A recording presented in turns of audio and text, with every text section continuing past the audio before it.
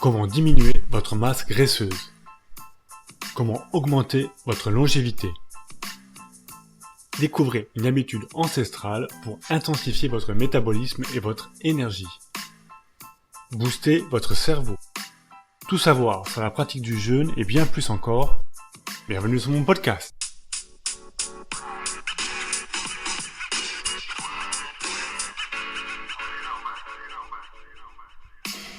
Santé, sport, nutrition, habitudes ancestrales et biohacking. Je m'appelle Laurent Inguenet et cela fait des années que je m'intéresse aux dernières avancées de la science qui nous permettent d'optimiser notre corps et notre esprit. Grâce à ce nouveau podcast, je suis très heureux de partager avec vous des habitudes simples à mettre en œuvre au quotidien afin d'améliorer votre santé et augmenter votre longévité. Bonjour les amis. Dans mon podcast précédent sur le sujet, je vous ai fait une première introduction sur le jeûne et ses bienfaits. Je vous ai aussi présenté brièvement ma pratique personnelle du jeûne. Pour ceux qui ne l'ont pas encore écouté, je vous invite chaleureusement à le faire. Aujourd'hui, je vais approfondir le sujet et vous présenter de manière plus exhaustive les différentes façons d'appréhender le jeûne en fonction de sa durée. Et oui, la question que l'on me pose le plus souvent porte bien sur la durée du jeûne. Sachez que cela dépend de votre expérience et de vos objectifs. Voulez-vous perdre du poids en brûlant vos graisses? Voulez-vous augmenter votre longévité? Avez-vous des troubles intestinaux ou des maladies auto-immunes? Les bienfaits du jeûne varient en fonction de sa longueur.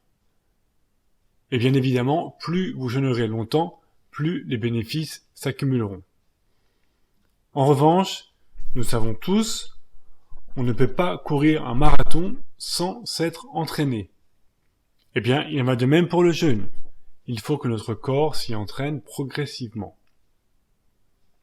Dans une première partie, je vais vous parler du jeûne intermittent. C'est un jeûne court que l'on peut répéter quotidiennement. Puis, dans une deuxième partie, nous nous pencherons sur des jeûnes plus longs à faire de manière ponctuelle. Alors, première partie, les jeûnes intermittents. On commence à parler de jeûne intermittent à partir de 13 à 15 heures de jeûne quotidien. La plupart d'entre nous jeûnent déjà 10 à 12 heures par jour, principalement pendant que nous dormons, entre le dîner et le petit déjeuner. Pour augmenter cette durée, si vous êtes débutant, le moyen le plus simple est de repousser le petit déjeuner de quelques heures, voire de le sauter complètement et de ne recommencer à manger qu'au repas de midi. À partir de 13 heures de jeûne, votre corps va sécréter de l'hormone de croissance, qui vous aide à brûler les graisses, mais aussi à ralentir le processus de vieillissement. Les bienfaits anti-âge du jeûne commence à partir de 13 heures. Puis vient le jeûne intermittent de 15 à 17 heures. C'est le moment où notre corps commence à créer des cétones. Les cétones, ce sont des molécules qui indiquent que notre foie est en train de mobiliser nos graisses corporelles pour les transformer en énergie. En d'autres termes, on brûle notre gras. De plus, les cétones sont neuroprotectrices et elles vous apporteront donc une meilleure clarté mentale. Je reviens maintenant au jeûne intermittent de 18 heures. À partir de 17 heures, 18 heures de jeûne, vous allez déclencher l'autophagie. Ce processus de nettoyage cellulaire au cours duquel nous éliminons les cellules et les protéines défectueuses. Pour pratiquer quotidiennement ce type de jeûne, il faudra que vous ne mangiez que sur une période de 6 heures. Par exemple, si vous prenez habituellement votre déjeuner à midi, cela signifie que vous devrez stopper tout apport de nourriture après 18 heures, le soir d'avant. C'est donc assez contraignant et il faut que votre emploi du temps vous le permette. Les 3 jeûnes que je viens de décrire entrent dans la catégorie du jeûne intermittent et, comme je vous l'ai dit, peuvent se pratiquer de manière quotidienne. Et là, je souhaite faire 2 précisions importantes. Premièrement, Si vous êtes une femme mince et active, il est recommandé de jeûner au maximum 12 heures par jour, cela suffit. Deuxièmement, jeûne intermittent ne veut pas dire régime.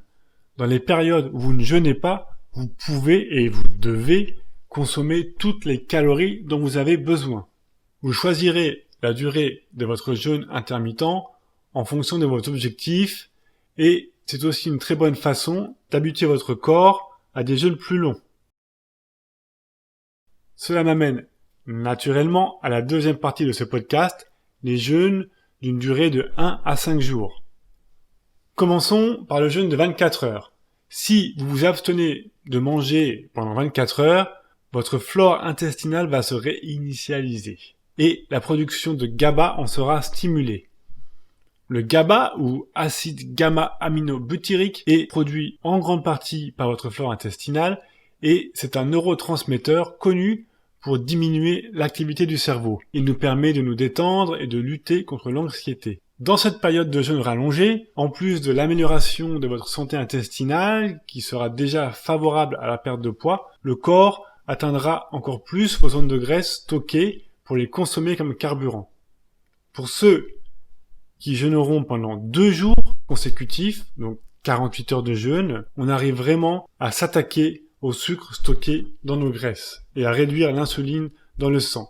Plus vous allez jeûner, plus votre corps va être forcé à brûler du glucose et les toxines stockées dans vos graisses. Nous allons aussi commencer à produire des cellules souches. Les cellules souches sont très puissantes. Elles peuvent devenir n'importe quelle autre cellule. Elles sont donc très réparatrices et vous aideront à améliorer, à guérir des blessures musculo-squelettiques. De plus, au bout de 48 heures de jeûne, les récepteurs de la dopamine dans notre cerveau vont se réinitialiser. La dopamine est une hormone connue, elle est directement responsable de la motivation, de la créativité et de la concentration. En un mot, jeûner pour être heureux. Vient maintenant le jeûne plus long, de 3 à 5 jours. Un jeûne de 3 à 5 jours produit des résultats incroyables pour ceux qui souffrent de maladies auto-immunes ou autres maladies chroniques et qui veulent réparer des blessures musculo-squelettiques. Et comme je vous l'ai dit, ce type de jeûne est destiné aux pratiquants avancés. Il ne vous faudra pas vous y essayer avant d'avoir déjà maîtrisé les autres types de jeûnes. Ceci m'amène à vous dire quelques mots supplémentaires sur un autre jeûne au cours duquel on ne consomme aucun liquide. C'est le jeûne sec. Contrairement aux autres jeûnes, pendant un jeûne sec, vous vous abstiendrez également de boire de l'eau et tout autre liquide.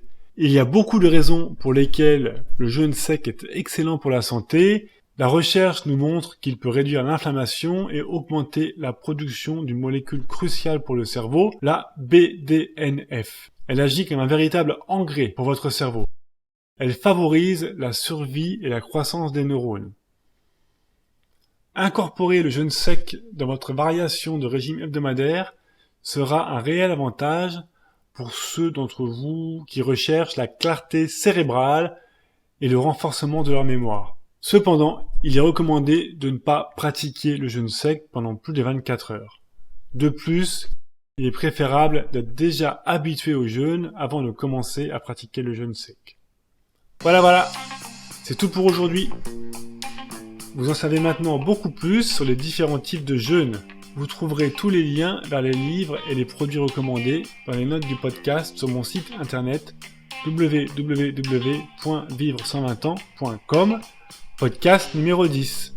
Dans la troisième partie de ce podcast, je vous dévoilerai la méthode que j'ai moi-même utilisée pour mettre le jeûne en pratique. Alors, je vous dis à très bientôt pour un nouveau podcast Santé, Longévité par Laurent Haguenet et d'ici là, portez-vous bien.